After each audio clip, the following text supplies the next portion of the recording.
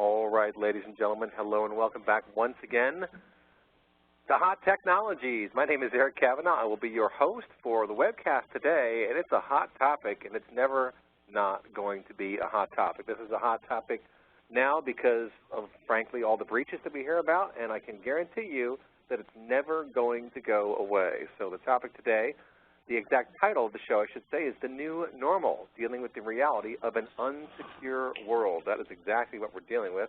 We've got your host, yours truly, right there. From a few years ago, mind you, I should probably update my photo. That was 2010. Time flies. Send me an email with info@Inside Analysis if you want to make some suggestions. So this is our standard hot slide for Hot Technologies. The whole purpose of this show is really to define a particular space. So today we're talking about security, obviously. We're taking a very interesting angle on it, in fact, with our friends from IDERA. And I will point out that you, as our audience members, play a significant role in the program. Please don't be shy. Send us a question anytime, and we'll queue it up for the Q&A if we have time for it.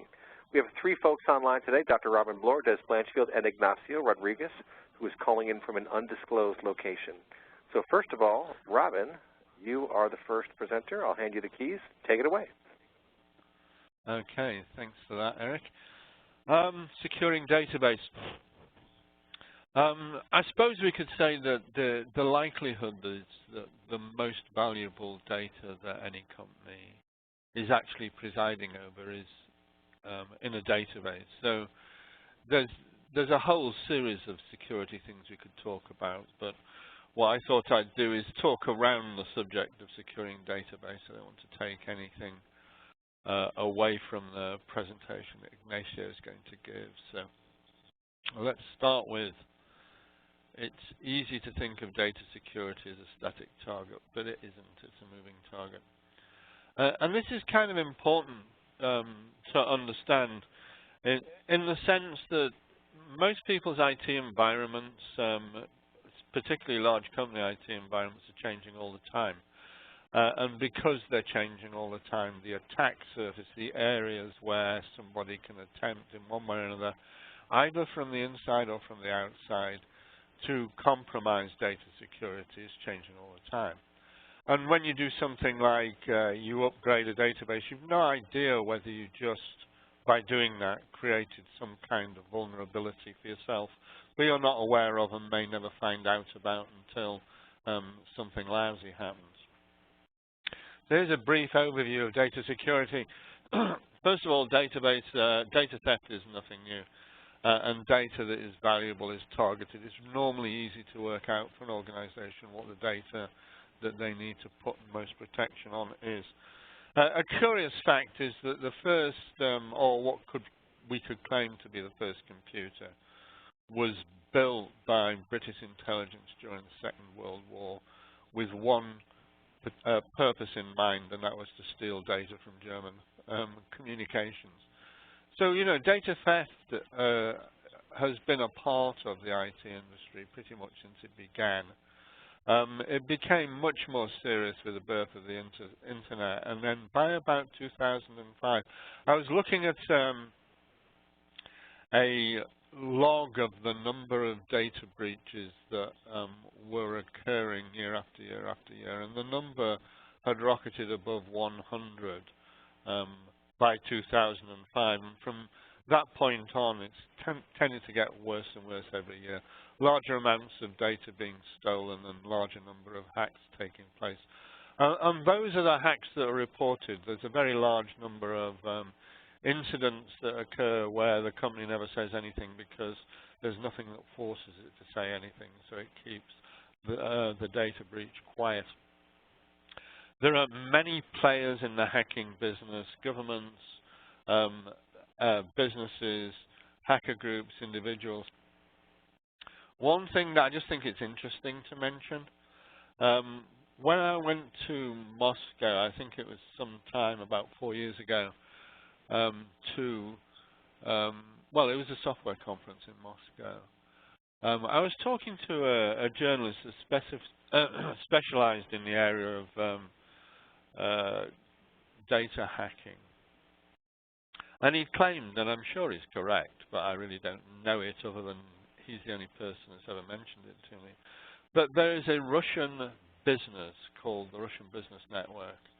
That's probably got a Russian name, but I think that's the English translation of it.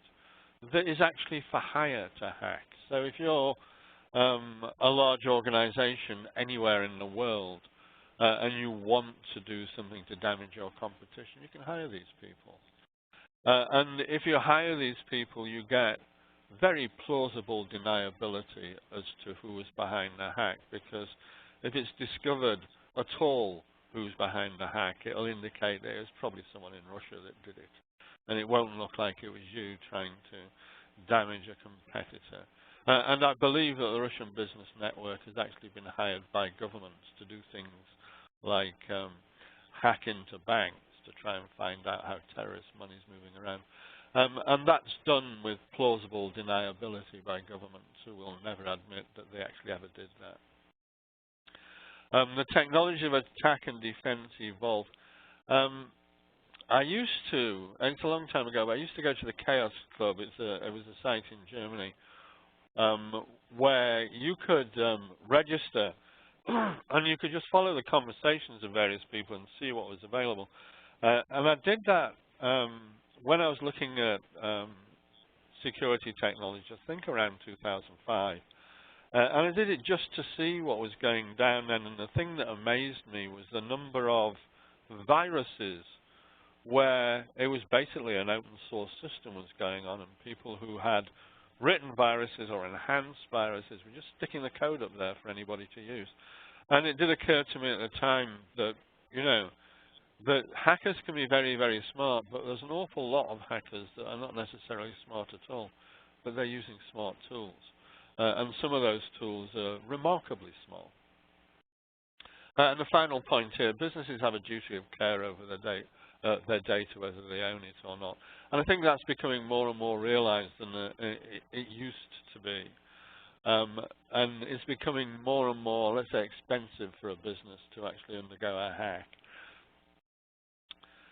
So about the hackers, they can be located anywhere. May be difficult to bring them to justice even if they're properly identified. Many of them very skilled, considerable resources. They've got botnets all over the place. The recent DDoS attack that occurred was believed to have come from over a billion devices. I don't know whether that's true, whether that's just a reporter using a round number, but certainly a large number of robot devices were used to do an attack on the DNS network. Some profitable businesses, there are government groups, there's economic warfare, there's cyber warfare. Everything's going on out there, and it's unlikely, I think we were saying in the pre-show, so it's unlikely to ever end. Compliance and regulation. I mean, there are a number of things that actually go on. There are a lot of compliance initiatives that are sector-based, and you know, the pharmaceutical sector or the banking sector or the health sector might have specific initiatives that people can follow that embody various kinds of best practice. But there are also many official regulations which, because they are law, they have penalties attached to anybody who's in violation of the law. The US examples are HIPAA, SOX, FISMA, FERPA, GLBA. There's some standards. The PCI DSS is a standard for card companies. ISO IEC 17799 is based upon trying to get a common standard as to the ownership of data. National regulations differ from country to country, even in Europe, or one perhaps should say especially in Europe, where it's very confusing. And there's a GDPR, a global data protection regulation currently being negotiated between Europe and the United States to try and harmonize on regulations, because there are so many companies that are in effect international, and then there are cloud services that you might not think your data was international, but it went international as soon as you went into the cloud, because it moved out of the country. So there's a set of regulations that are being negotiated in one way or another to deal with data protection. And most of that has got to do with the data of an individual which of course includes pretty much all identity data. Things to think about. Database vulnerabilities. There are lists of vulnerabilities that are known and reported by database vendors when they're discovered and patched as fast as possible. So there's all of that. There are things that relate to it in terms of identifying vulnerable data. One of the big and most successful hacks on payment data was done to a payment processing company that I think subsequently got taken over because it would have had to go into liquidation if it didn't. But the data wasn't stolen from any of the operational databases. The data was stolen from a test database. It just so happened that the developers had just taken a subset of the data that was real data and used it without any protection whatsoever in a test database. The test database was hacked, and an awful lot of people's personal financial details are taken from it. The security policy, particularly in relation to access security as regards databases, who can read, who can write, who can grant permissions, is there any way that anyone can circumvent any of this? Then there's, of course, encryption. Some databases allow that. There's the cost of the security breach. I don't know whether it's standard practice within organizations, but I do know that some, like chief security officers, do try to provide the executives with some idea of what the cost of a security breach actually is before it happens rather than after. And they kind of need to do that to make sure that they get the right amount of budget to be able to defend the organization. And then the attack service. The attack service seems to grow all the time. It's year on year, the attack service just seems to grow. So in summary, and it raises another point, but data security is usually part of the DBA's role. But data security is also a collaborative activity. You need to have, if you're doing security work, you need to have a full idea of the security protections for the organization as a whole. And there needs to be corporate policy on this. If there isn't corporate policies, you just end up with piecemeal solutions and, rubber band and plaster kind of attempts to stop security happening. So having said that, I think I hand over to Des, who's probably going to give you various war stories. Take it away, Des. Thank you, Robin. Well, so always a tough act to follow. I'm going to come at this from the opposite end of the spectrum, just to, I guess, give us a sense of the scale of the challenge we're facing and why we should do more than just sit up and pay attention to this. The challenge we're seeing now with the scale and the quantity and the volume, the speed at which these things are happening is that the thing I'm hearing around the place now with a lot of CXOs, not just CIOs, but certainly CIOs, the ones who own it, and that's where the buck stops, is that they consider data breaches to rapidly becoming the norm. They think it's something they almost expect to happen. So they're looking at it from the point of view, okay, well, when we get breached, not if, when we get breached, what do we need to have done about this? And then the conversation starts around, what are they doing in their traditional, edge environments, or router switcher servers, intrusion detection, intrusion inspection. What are they doing in the systems themselves? What are they doing with the data? And then it all comes back to what are they doing with their databases. Let me just touch on a couple of examples of some of these things that have captured a lot of people's imagination, and then drill down into kind of break them up in a bit. So we've heard in the news that Yahoo, probably the biggest number that people have heard is about 500,000, but it actually turns out that it's unofficially more like 1 billion. I heard an outlandish number of 3 billion, but that's nearly half the world population, so I think that's a little bit high. But I've had it verified from a number of folk in relevant spaces who believe that there's about 1 billion records, just over 1 billion records that have been breached out of Yahoo. This is just a mind-boggling number. Now, some players look at it and think, well, it's just webmail accounts, no big deal. But then you add the fact that a lot of those webmail accounts, and a curiously high number, higher than I had anticipated, are actually paid accounts. It's where people put their credit card details in and they're paid to remove the ads because they get fed up with the ads, and for $4 or $5 a month they're willing to buy a webmail and cloud storage service that doesn't have ads. And I'm one of those, and I've got that across 3 different providers where I plug my credit card in. So then the challenge gets a bit more attention grabbing, because it's not just something that's out there as a throwaway one line of saying, oh, well, Yahoo's lost, let's say, between 500 million and 1,000 million accounts. 1,000 million makes it sound very big. And webmail accounts, but credit card details. First name, last name, email address, date of birth, credit card, PIN number, whatever you want, passwords. And then it becomes a much more frightening concept. And again, people say to me, yes, but it's just web services, it's just webmail, no big deal. And then I say, yes, well, that Yahoo account may have also been used in the Yahoo money services to buy and sell shares. And then it gets more interesting. And as we start to drill down into this, we realize that, okay, this is actually more than just mums and dads at home and teenagers with messaging accounts. This is actually something where people have been doing business transactions. So that's one end of the spectrum. The other end of the spectrum is a very small general practice health service provider in Australia. Had about 1,000 records stolen. It was an internal job. Someone left. They were just curious. They walked out of the door. In this case, it was a 3.5-inch floppy disk. It was a little while ago, but you know, you can tell the era of the media. But they were on old technology. But it turned out that the reason they took the data was they were just curious about who was in there, because they had quite a lot of people in this little town, which was our national capital, who were politicians, and they were interested on who was in there and where their lives were and all that sort of information. So with a very small data breach that was done internally, a significantly large number of politicians in the Australian government's details supposedly were out in the public. So we've got 2 different ends of the spectrum there to consider. Now, the reality is that the sheer scale of these things is just quite staggering, and I've got a slide that I'm going to jump to very, very quickly here.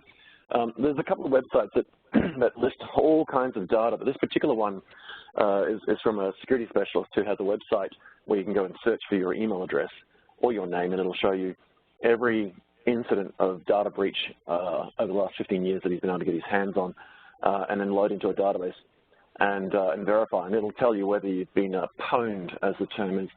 But when you start looking at some of these numbers, and this screenshot hasn't been updated with this latest version, which includes a couple of, such as Yahoo. But just think about the types of services here. We've got MySpace, we've got LinkedIn, Adobe. You know, Adobe is interesting because people look and think, oh, well, what does Adobe mean? Well, most of us have downloaded an Adobe Reader of some form. Lots of us have bought Adobe products with a credit card. That's 152 million people. Now, to Robin's point previously, you know, these are very big numbers. It's easy to be overwhelmed by them. What happens when you've got, you know, 359 million accounts that have been breached? Well, there's a couple of things. Robin highlighted the fact that that data is invariably in a database of some form. That's the critical message here. You know, almost nobody on this planet that I'm aware of that runs a system of any form doesn't store it in a database. But what's interesting is there are 3 different types of data in that database. There's security-related stuff such as usernames and passwords, which are usually encrypted, but invariably there's lots of examples where they're not.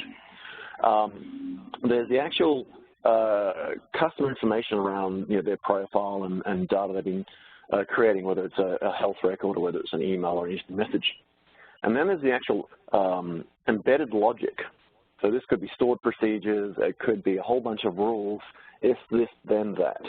And invariably, that's just ASCII text stuck in the database. Very few people sit there thinking, well, these are business rules. This is how our data is moved around and controlled. We should potentially encrypt this when it's at rest. And when it's in motion, maybe we decrypt it and keep it in memory, but ideally it should probably be as well. But it comes back to this key point that all this data is in a database of some form. And more often than not, the focus just historically has been on routers and switches and servers and even storage, and not always on the database at the back end, because we think that we've got the edge of the network covered, and it's sort of like that typical old sort of living in a castle when you put a moat around it and you hope the bad guys aren't going to be able to swim. But then all of a sudden the bad guys worked out how to make extended ladders and throw them over the moat and climb over them and then climb up the walls. And all of a sudden your moat was pretty much useless. So we now have the scenario where organizations are in catch-up mode in a sprint. They are literally sprinting across all systems, in my view, and certainly my experience, in that it's not always just these web unicorns, as we often refer to them. More often than not, it's traditional enterprise organizations who are being breached. And you don't have to have a lot of imagination to find out who they are. There's websites like one called pastebin.net. And if you go to pastebin.net and you just type in email list or password list, you will end up with hundreds of thousands of entries a day that are being added, where people are listing example data sets of up to 1,000 records of first name, last name, credit card details, username, password, decrypted passwords, by the way, where people can grab that list, go and verify 3 or 4 of them and decide that, yep, I want to buy that list. And there's usually some form of mechanism that's providing some sort of anonymous gateway to the person selling the data. Now, what's interesting is that once these people who are fairly entrepreneurial realize that they can do this, it doesn't take much imagination to realize that if you spend $1,000 to buy one of these lists, what's the first thing you do with it? You don't go and try and hack the accounts. You put a copy of it back on pastebin.net and you sell 2 copies for $1,000 each and make $1,000 profit. And these are kids that are doing this. It isn't necessarily there are some extremely large professional organizations around the world who do this for a living. There's even state nations who attack other states.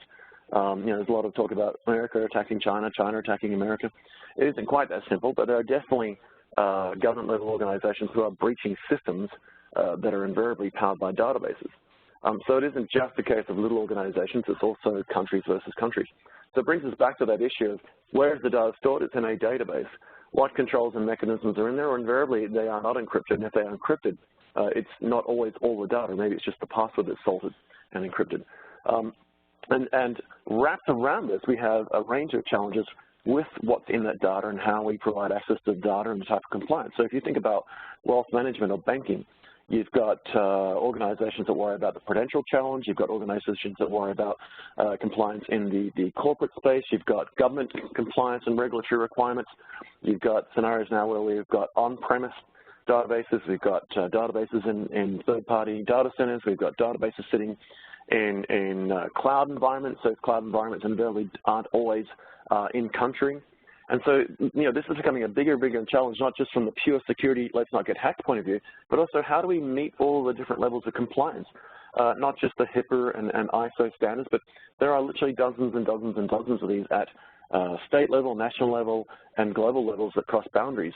If you're doing business with Australia, you cannot move government data. Any Australian private data cannot leave the nation. If you're in Germany, it's even more stringent. And I know America is moving very quickly on this for a range of reasons as well. But it brings us back again to that whole challenge of how do you know what's happening in your database? How do you monitor it? How do you tell who's doing what in the database? Who's got views of various tables and rows and columns and fields? When do they read it? How often do they read it? And who tracks it? And I think that brings us to my final point before I hand over to our guests today who are going to help us talk about how we solve this problem.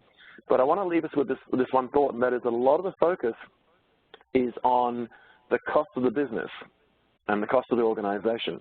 And we're not going to cover this point in detail today around it, but I just want to leave it in our minds for pondering, and that is that there's an estimate of roughly between $135 and $585 per record to clean up after a breach. So, the investment you make in your security around routers and switches and servers is all well and good, and firewalls, but how much have you invested in your database security? But it's a false economy in that when Yahoo's breach happened recently, and I have it on good authority, it's roughly 1 billion accounts, not 500 million. When Verizon bought the organization for something like $4.3 billion, as soon as the breach happened, they asked for $1 billion back or a discount. Now, if you do the math, you say there's roughly 1 billion records that were breached, a $1 billion discount. The $135 to $535 estimate for cleaning up a record now becomes $1.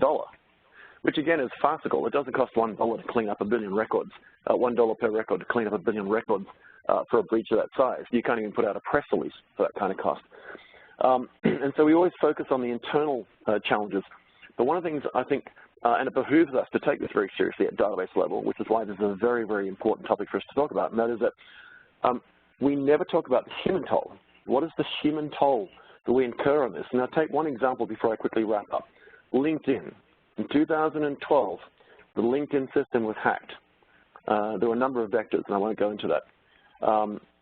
And hundreds of millions of accounts were stolen. People say about 160 odd million, but it's actually a much larger number. It could be as many as about 240 million. That breach was not announced until earlier this year.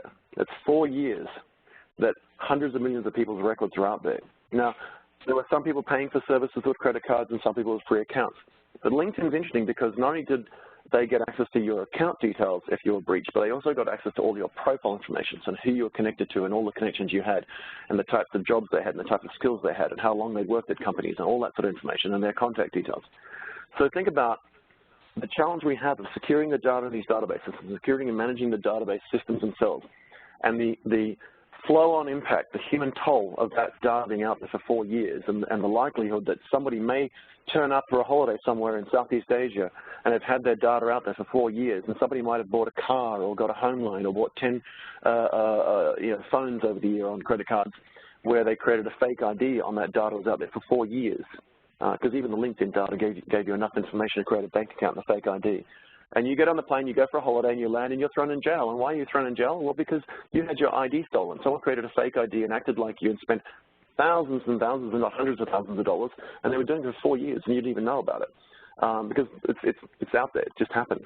So I think it brings us to this core challenge of how do we know what's happening in our databases, how do we track it, how do we monitor it, and I'm looking forward to hearing how our friends at IDERA have come up with a solution to address that. And with that, I will hand over. All right, Ignacio, the floor is yours. All right. Well, welcome, everybody. Name's Ignacio Rodriguez, better known as Iggy. I'm with IDERA and a product manager for security products. Really good topics that we just covered. You really have to worry about the data breaches and hardened. We need to have hardened security policies. We need to identify vulnerabilities and assess the security levels, control user permissions, control server security, and comply with audits. I've been doing auditing in my past history, mostly on the Oracle side. I've done some on SQL Server and was doing them with tools or basically homegrown scripts, which was great, but you have to have how to create a repository and make sure the repository was secure. Constantly having to maintain the scripts with changes from the auditors, what have you. So, I mean, tools. If I had known that we had an IDERA, that the IDERA was out there and had a tool, I more likely would have purchased it. But anyhow, we have. We're going to be talking about Secure. It's one of our products in our security product line. And what it basically does is we're looking at the security policies and mapping those to regulatory guidelines. You can view a complete history of SQL Server settings, and you can also basically do a baseline of those settings and then compare against future changes. So you're able to create a snapshot, which is a baseline of your settings, and then be able to track if any of those things have been changed and also get alerted if they are changed. One of the things that we do well is prevent security risk and violations. The security report card gives you a top view or a view of top security vulnerabilities on the servers, and then also each security check is categorized as high, medium, or low risk. Now, on these categories or security checks, all these can be modified. Let's say if you have some controls and using one of the templates that we have, and you decide, well, our controls really indicate or want that this vulnerability is not really a high but a medium, or vice versa. You might have some that are labeled as medium, but in your organization, your controls, you want to label them as or consider them as high. All those settings are configurable by the user. Another critical issue that we need to look at is identifying the vulnerabilities. Understand who has access to what, and identify each of the user's effective rights across all SQL Server objects. With the tool, we're going to be able to go through and look at the rights across all the SQL Server objects, and we'll be seeing a screenshot of that here pretty soon. We also report and analyze user, group, and role permissions. Okay, let me find it. All right. One of the other features is we deliver detailed security risk reports. We have out-of-the-box reports and contains flexible parameters to easily create the types of reports and display the data that auditors, security officers, and managers require. We can also compare our security risk and configuration changes over time, as I mentioned, and those are with the snapshots. And those snapshots are configured, can be configured as far as you want to do them monthly, quarterly, yearly. That can be scheduled within the tool. And again, you can do comparisons to see what has changed. And what's nice about it is if you did have a violation, you could create a snapshot after it was corrected, do a comparison, and you would see that there was a high level risk associated with the previous snapshot, and then report you would actually see in the next snapshot after it was corrected that it was no longer an issue. So that's a good auditing tool that you could give to the auditors, or report you can give the auditors and say, look, we had this risk, we mitigated it, and now it's not a risk any longer.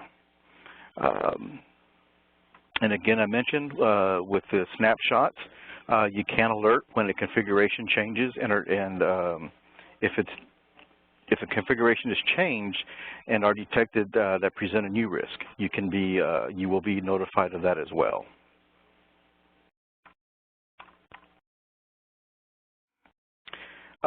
We do get some questions on our SQL Server architecture with Secure, and I do want to make a correction to the slide here where it says collection service. We do not have any services. It should have been management and collection server. We have our console and then our management and collection server, and we do have an agentless capture that will go out to the databases that have been registered and gather the data through jobs. And we do have a SQL Server repository, and we do work along with SQL Server reporting services in order to schedule reports and create custom reports as well.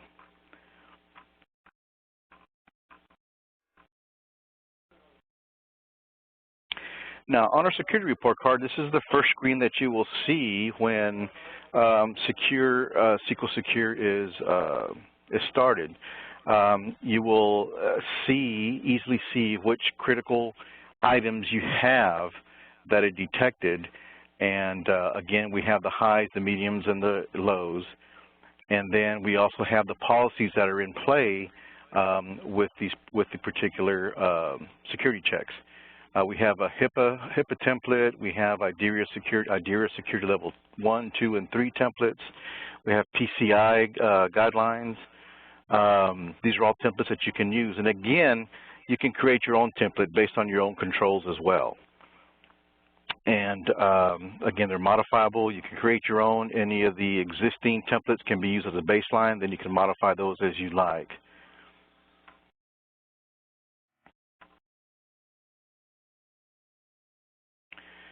One of the nice things to do is see who has permissions. And with this screen here, we're going to be able to see what SQL Server logins are in your enterprise, and you're going to be able to view all the assigned and effective rights and permissions at the server, database, and the object level. So we do that here. You'll be able to select, again, the databases or the servers, and then be able to pull up the report of the SQL Server permissions. So you're able to see who has what access to what. Another nice feature is you're going to be able to compare security settings. So let's say you had standard settings that needed to be set across your enterprise. You would be able to then do a comparison of all of your servers and see what settings were set across the other servers in your enterprise.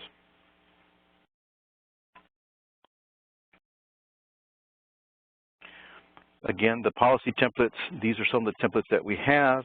You can basically, again, use one of those, create your own. You can create your own policy as seen here. use one of the templates, and you can modify them as needed.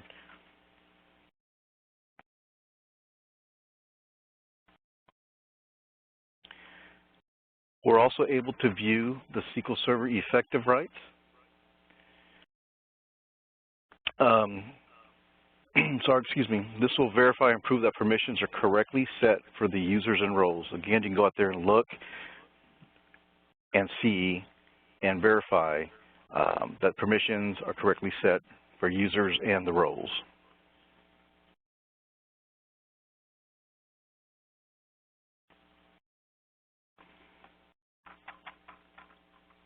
Then with the SQL Server object access rights, you can then browse and analyze the SQL Server object tree from server level down to the object level, roles and endpoints. And you can instantly view the assigned and effective inherited permissions and security-related properties at the object level. So this gives you a good view of the accesses that you have on your database objects and who has access to those.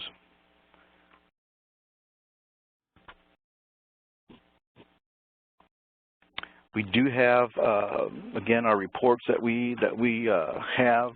They're canned reports.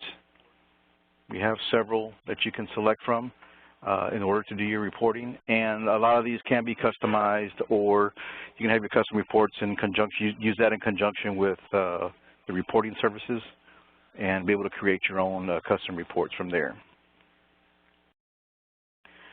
Now, on the snapshot comparisons, this is a pretty cool feature, I think, where you can go out there and you can do a comparison of your snapshots that you've taken and look to see if there was any differences in the number. Were there any objects added? Were there new permissions? Was there permissions that have changed? Anything that we monitor, you'll be able to see what changes have been made between the different snapshots. Some people will look at these at a monthly level, do a monthly snapshot, and then do a comparison every month to see if anything has changed. And if there was nothing that was supposed to have been changed, anything that went through the change control meetings, and you see that some permissions had been changed, you can go back and look to see what has occurred. So this is a pretty nice feature here where you can do the comparison, again, of everything as audited within the snapshots. Then your assessment comparisons. This is another nice feature that we have where you can go out there and look at your assessments and then do a comparison of them. And notice that the comparison here, I had an SA account that was not disabled, and this recent snapshot that I have done, it is now corrected. So this is a pretty nice thing where you can show that, okay, we did have some risks that were identified by the tool, and now we have mitigated those risks. And again, this is a good report to show the auditors that, in fact, those risks have been mitigated and are taken care of.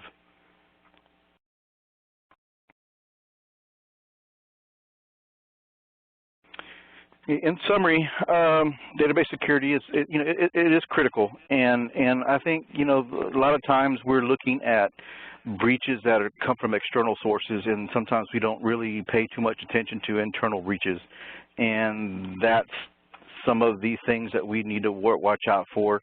And Secure will help you there to make sure that there are no privileges that do not need to be assigned to different make sure all the security is set properly to the accounts. Make sure your SA accounts are have passwords. Also checks as far as do your encryption keys, have they been exported? Just multiple different things that we check for, and we will alert you to the fact that if there is an issue, and then what level of issue it is. We need a tool. A lot of professionals need tools to manage and monitor database access permissions. And we actually look at providing the extensive capabilities to control database permissions and track access activities and mitigate breach risk.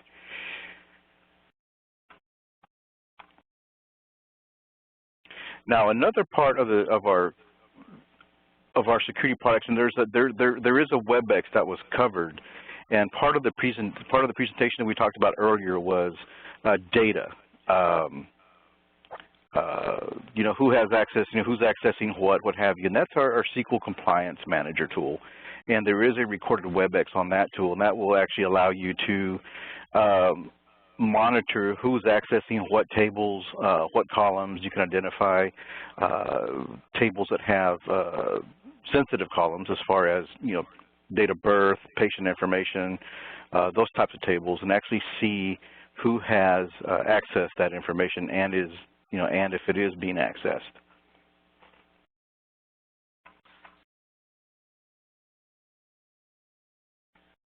All right, so let's dive into the questions, I guess, here. Maybe, Des, I'll throw it to you first, and Robin, chime in as you can.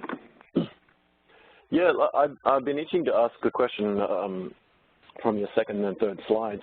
What's the typical use case you're seeing for this tool? Who are the most common types of users that you're seeing that are adopting this and putting it into play?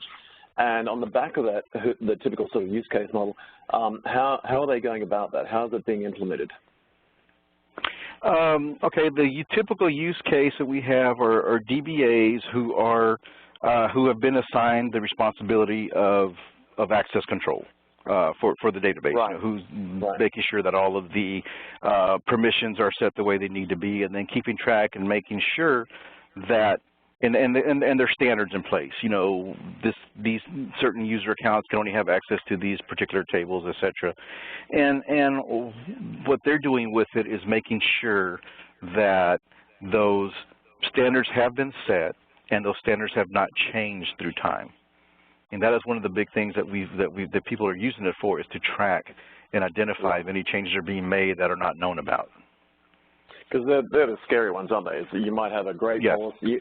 You have let's say a strategy document. You've got policies that underpin that. You've got compliance and governance underneath that, and you follow the policies. You adhere to the governance, and it gets a green light. And then all of a sudden, a month later, somebody rolls out a change, and for some reason it doesn't go through the same change review board or change process, what it might be, or the project just moved on, and no one knows. Have you got any examples that you can share? And I know, obviously, it's not always something you can share because clients are a bit concerned about it, so we don't necessarily have to name names. But give us some examples where you might have seen this actually, an organization has put this in place without realizing it, and they just found something and then realized, wow, it was worth 10 times the cost because we just found something we didn't realize. Have you got any examples where people have implemented this and then discovered that they had a bigger problem or a real problem that they didn't realize they had, and then you immediately added on the Christmas card list? Right. I think that the biggest thing that we have seen or have had reported is what I just mentioned as far as the access that someone had. There's been, there's developers and they were doing, when they implemented the tool, they really did not realize that X amount of these developers had that much access into the database and had access to particular objects. And another thing is read-only accounts. So there were some read-only accounts that they had. Come to find out, these read-only accounts actually had insert, update, and delete privileges as well. So that's where we've seen some some benefit to the users.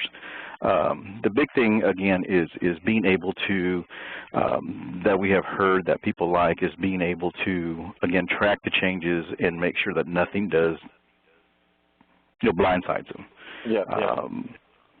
Well, as Robin highlighted, you've got scenarios that people don't often think through, right? I mean, when we're looking forward, we sort of think, if we do everything according to the rule, and I find, I'm sure you see it as well, I mean, if you disagree, but organizations focus so heavily on developing strategy and policy and compliance and governance and KPIs and reporting, that they often get so fixated on that they don't think about the outliers. And Robin had a really great example, which I'm going to steal from him. Sorry, Robin, but the example we see all the time where a live copy of the database is snapshotted and put into development tests, right? We do dev, we do test, we do UAT, we do systems integration, all that sort of stuff. And then we do a bunch of compliance tests now. So often dev, test, UAT, SIT actually has a compliance component on it, where we just make sure it's all healthy and safe. But not everyone does that. So this copy, example that Robin gave with a copy of a live copy of the database put into a test or development environment to see if it still works with live data. Very few companies step back and think, well, does that even happen or is it possible? They're always fixated on the production stuff. What's the implementation journey look like? Are we talking about days, weeks, months? What does a regular deployment look like for an average size organization? Days. I mean, it is not even days. I mean, it's just a couple of days. It's pretty.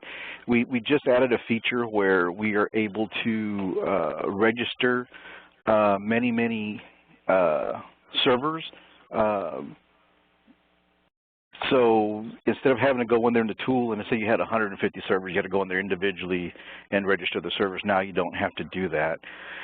There is a CSV file that you create, and we automatically remove it, and we don't keep it there because of security, concerns.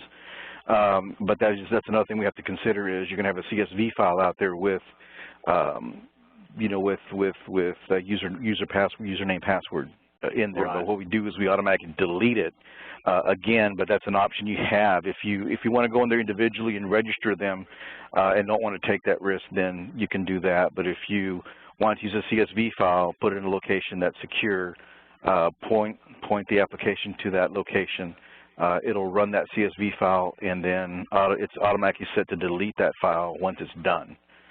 And it'll make sure and check the file is removed. But that's something that we had. The longest pole in the sand that we had as far as implementation was registration of the actual servers.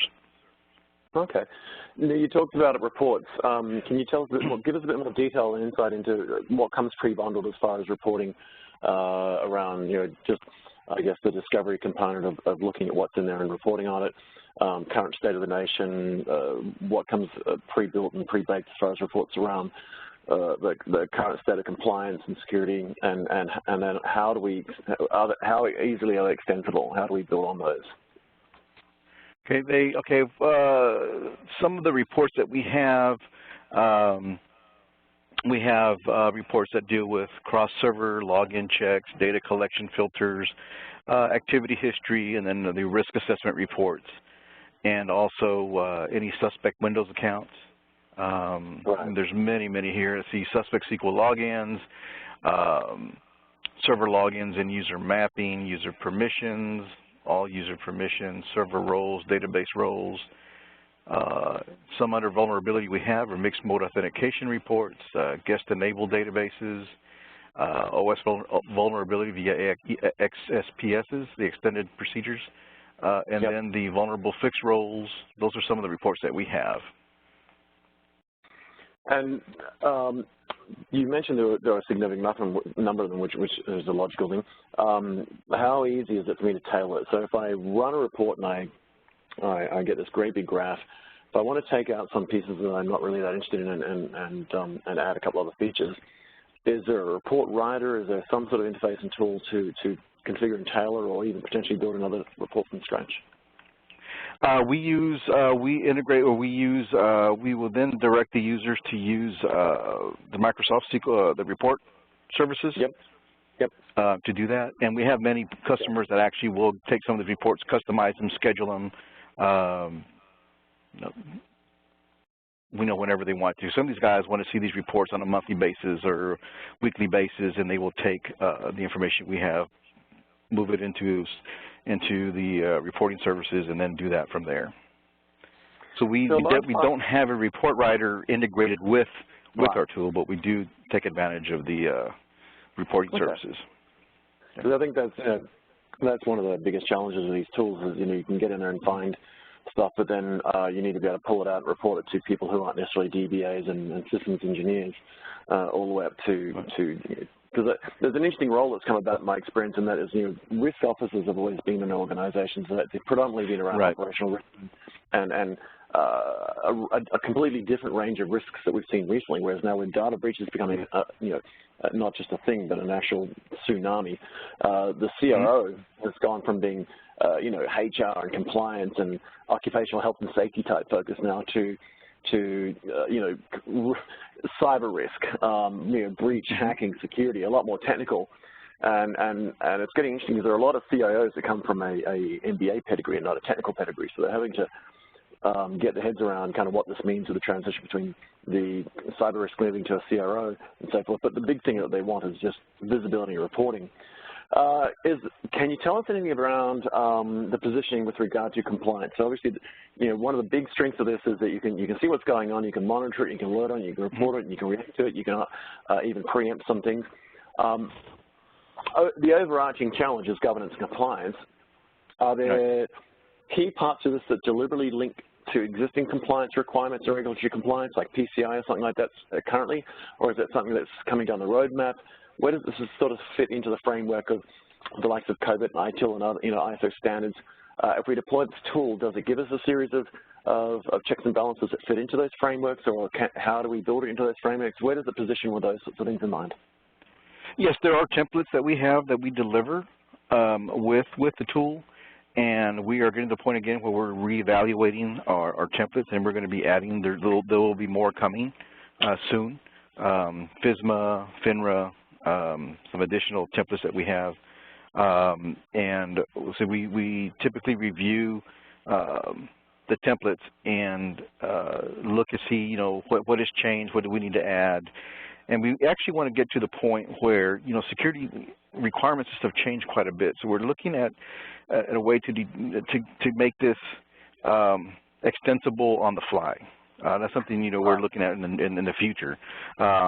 But right now, we're looking at maybe, creating templates and being able to get the templates from a website. You can download them.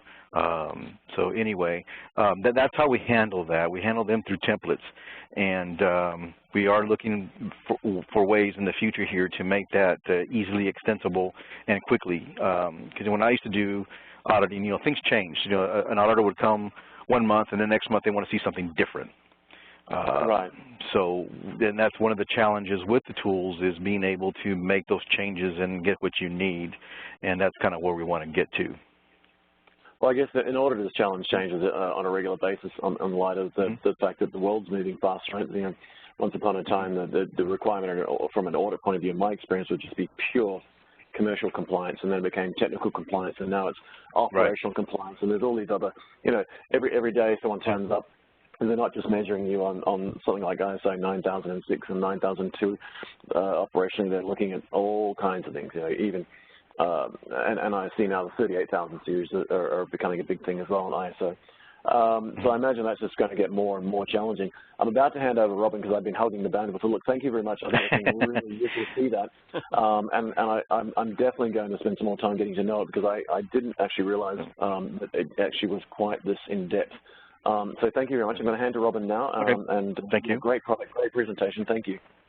Okay, thank you. Robin, across to you. Okay, Iggy. I'm going to call you Iggy if that's okay. Oh, that's fine. But what's bemusing me, and I think is, in the light of some of the things Des said in his presentation, there is an awful lot going on out there that you have to say people are really not looking after the data. And, especially when it comes down to the fact that you only see part of the iceberg, and there's probably a lot going on that nobody's reporting.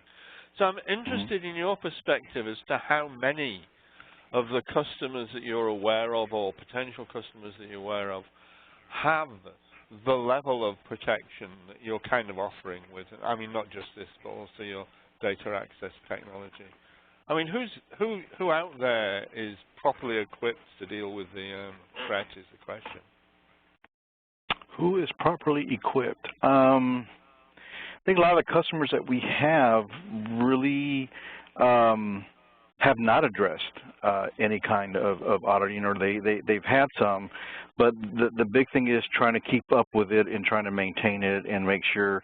The big issue we've seen is, and even I had when I was doing the compliance, is you run, if you ran your scripts, you would do it once every quarter when the auditors would come in and you found a problem.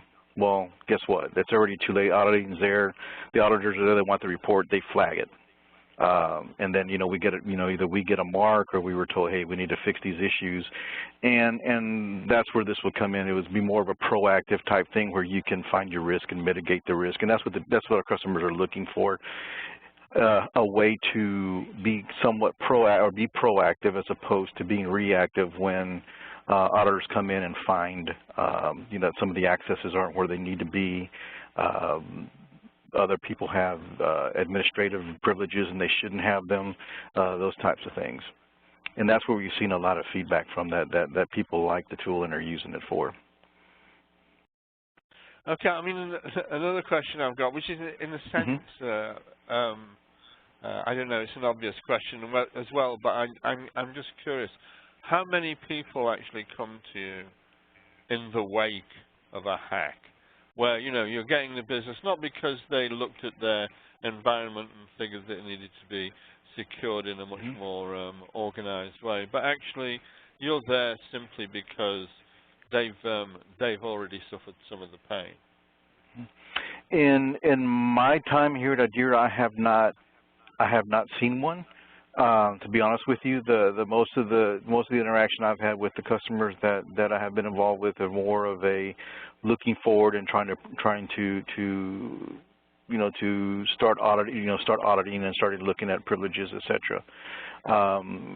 I have, like I said, I have myself had experience in my time here that we've had anybody has come post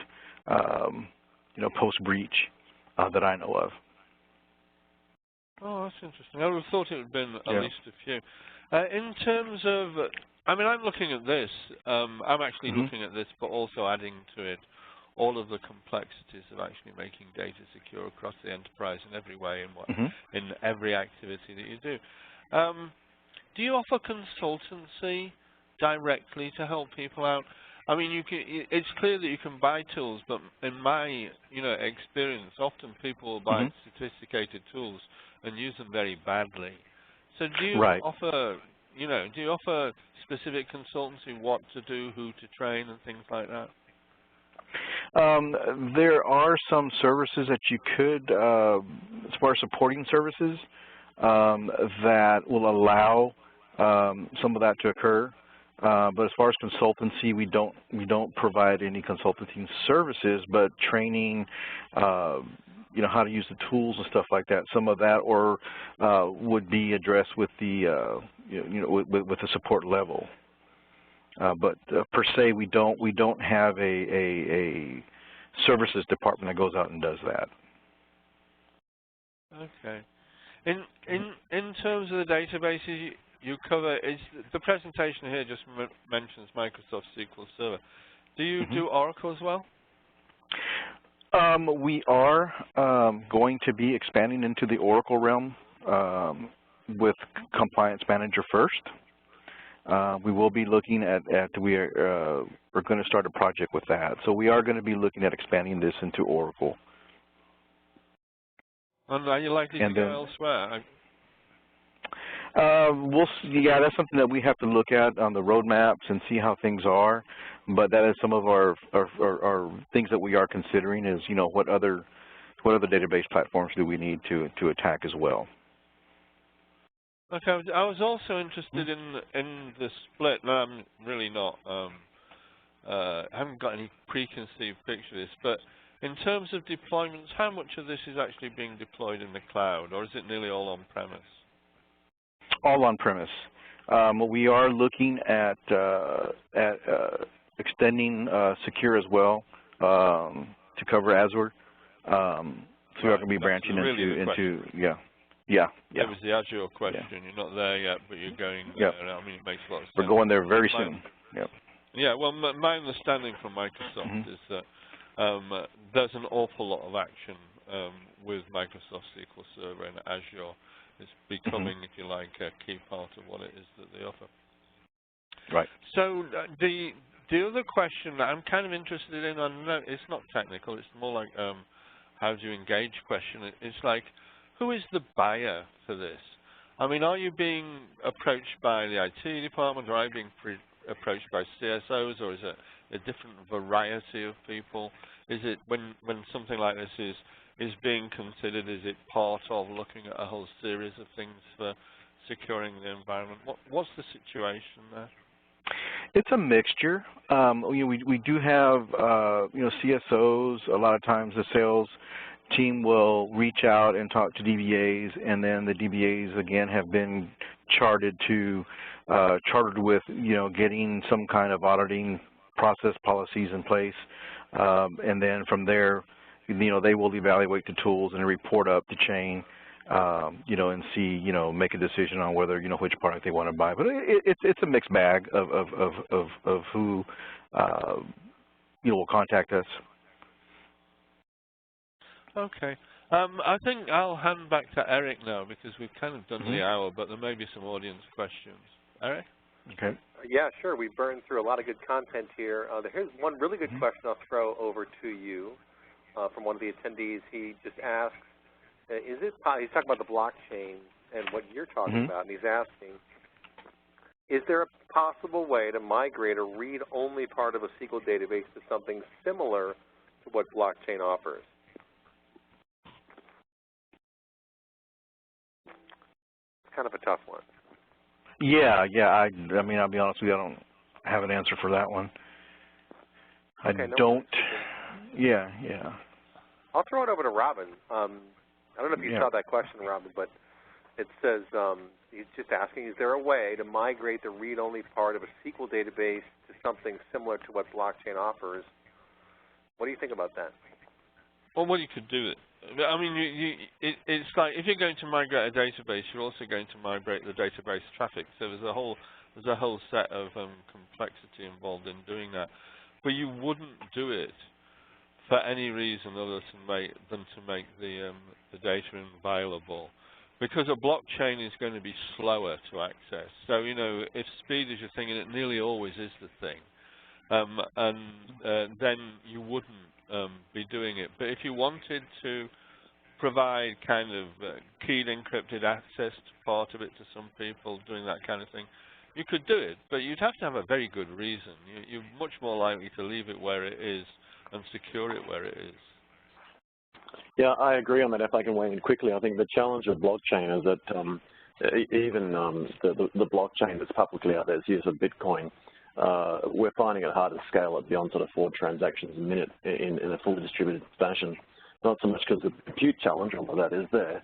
The end nodes, the full nodes are just finding it tough to keep up with the database volume that's moving backwards and forwards, and the amount of data being copied, because it's gigs now, not just megs. But also, I think the key challenge is just in short, you need to change the architecture of your application because in a database, it's predominantly about bringing everything to a central location, and you've got that client-server type model. Blockchain is the inverse. It's about distributed copies, so it's more like BitTorrent in many ways, and that is that lots of copies out there of the same data, and like Cassandra and in-memory databases, where you distribute it, and lots of servers can give you copies of the same data out of a distributed index. So I think the 2 key parts, as you said, Robin, is one, if you want to secure it and make sure that it can't be stolen, well, not so much stolen, but hacked, that's great. But it's not necessarily a transactional platform yet, and we've experienced that with the Bitcoin project. But Ethereum and others have solved it. But also, architecturally, a lot of applications out there just don't know how to query and read from a blockchain, so there's a lot of work to be done there. But I think the key point with the question there, just if I can, is the rationale of moving it to a blockchain. I think the question that's being asked is, can you take data out of a database and put it into some form that's more secure? And the answer is, well, you can leave it in the database and just encrypt it. There are plenty of technologies now, just encrypt the data at rest or in motion. There's no reason why you can't have encrypted data in memory and in the database on disk, which is a far simpler challenge because you don't have a single architectural change. And invariably, most database platforms will it's actually really just a feature that you enable. Yeah, we do have one last question I'll throw over to you, Iggy. It's a pretty good one. From an SLA and capacity planning perspective, what kind of tax is there by using your system? In other words, any additional latency or throughput overhead if in a production database system, if someone wants to involve IDERA's technology here?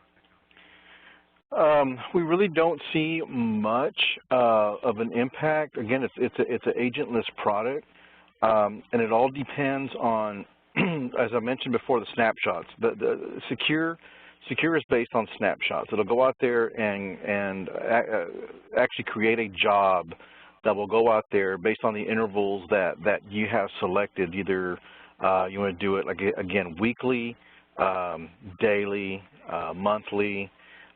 It'll go out there and execute that job and then collect the data from the instances. At that point, then the load then comes back to the management and collection services. Once you start doing the comparisons and all that, the load on the database is no longer, that doesn't play a part in that. All that load is now on the management and collection server, as far as doing the comparisons and all of the reporting and all that. So, so the only time you get that hit, and it's, Yeah, go ahead. I'm sorry, the only time you hit the database at all is when it's doing the actual snapshotting. And we have not had really any reports of it really being detrimental to the production environments. Yeah, that's a really good point that you make there. So basically you can just set how many ever snapshots you take, what that interval of time is, and depending upon what that may happen to be. But that's very intelligent, thoughtful architecture. That's good stuff, man. Well, you guys are out in the front lines trying to protect us from all those hackers we talked about for the first 25 minutes of the show, and they are out there, folks. Make no mistake. Well, listen, we will post a link to this webcast, the archive, at our site, InsideAnalysis.com. You can find stuff on SlideShare. You can find it on YouTube. And, folks, good stuff. Thanks for your time, Iggy. I love your nickname, by the way. Iggy fan. All right. There you go. So with that, we're going to bid you farewell, folks. Thank you so much for your time and attention. We'll catch up with you next time. Bye-bye. All right, thank you.